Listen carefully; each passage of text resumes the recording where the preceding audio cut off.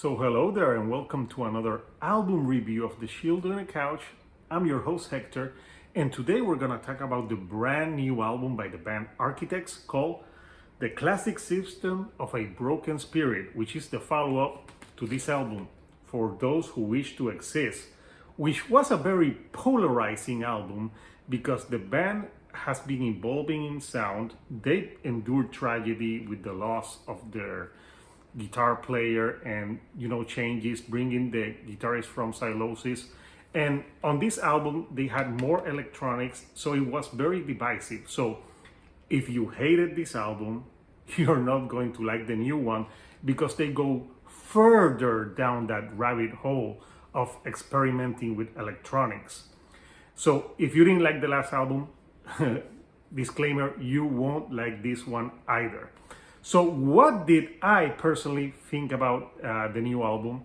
I think this is a band that has been evolving with the sound of their music, and they broadened their horizon to a more commercial appeal and bringing more the masses.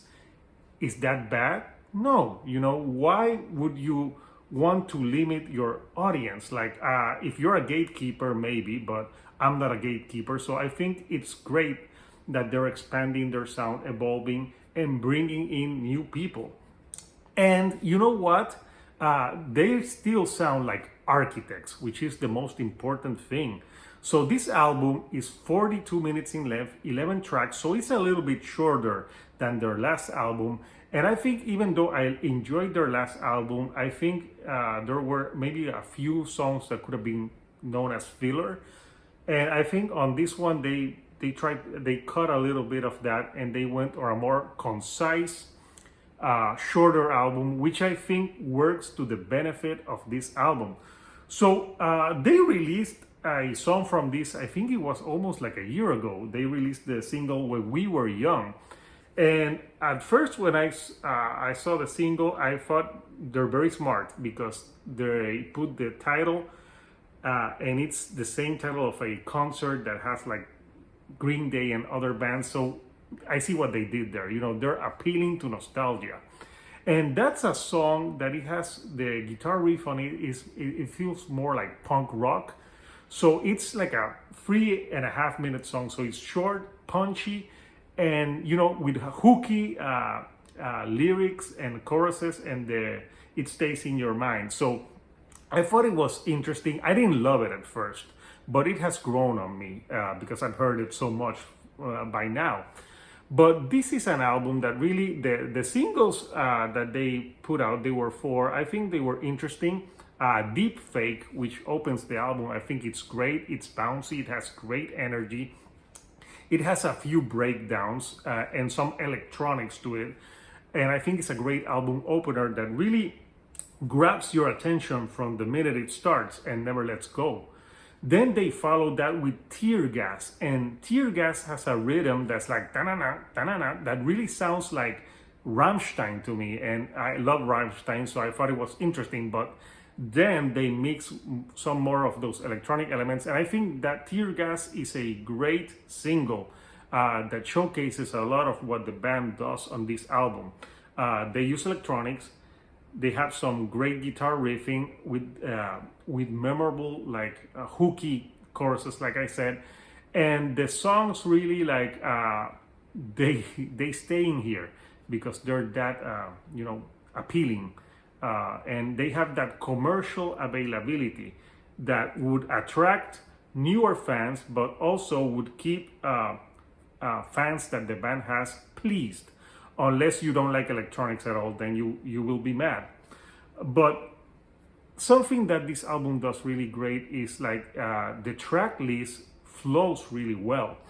Every song flows flawlessly into the other, and it has a great rhythm to it. And I think that the pacing is important because if an album doesn't have great pacing, it can take you out.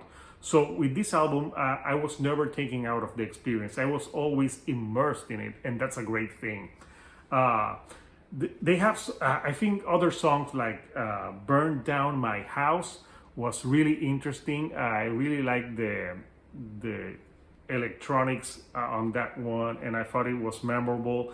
Living is Killing Us has one of the best choruses on the album, hands down, and I thought it was very infectious, and also great hook as well. Then you have songs like Doom Scrolling, Born Again Pessimist that really have more of that appeal with the electronics, and also the lyrics, you know, they're all about like talking about current events and how people like are scrolling themselves to death, and that's why it's called doom scrolling. And Born Again Pessimist, you know, it has like that tongue-in-cheek in the lyrics, which I enjoyed. The single that they put out that it's the one that I think is more danceable is A New Low Ground, because it start like the start really, I thought it looked like an EDM song, but then when it goes to the chorus, it gets harder and the guitars are more distorted, which I think was great. Very like it reminded me a little bit of like a Nine Inch Nails, for example. So then they have All the Love in the World, which is great again, and I think the album Closer is fantastic. It's with Be Very Afraid, and something that they do in the chorus is they say the album title, The Classic Symptoms of the Broken Spirit, in the chorus of the song. And that song, I think it has one of the best guitar riffing. It's a very fast-paced song that doesn't let go, and when it ends, the last 20 seconds of the song, you hear silence and you hear like birds and nature in the background, which I thought it was great, you know, after like a super hard track to finish like so serene. I think it's very smart of them. So what do I think at the end after I've listened to this album on repeat listens? At the beginning I thought like maybe this was gonna be an album that maybe I wouldn't like as much, but I can say that I really liked it. I really enjoyed it. I like how the album flows. I like the lyrics. I like the instrumentation and the blending of electronics to their sound, not as a crutch, but as like enhancing the experience. So, and something that I think they do really great is like, even though they're evolving, they're not losing the essence of what makes them architects. So this is an album that you shouldn't sleep on. So like I said, if you like their last album, you will enjoy this one. If you didn't like it, I don't think you will like this one either, because it goes further down that rabbit hole. So what did you think about the Classic Symptoms of the Broken Spirit? What are your favorite tracks? Comment. I would really want to know.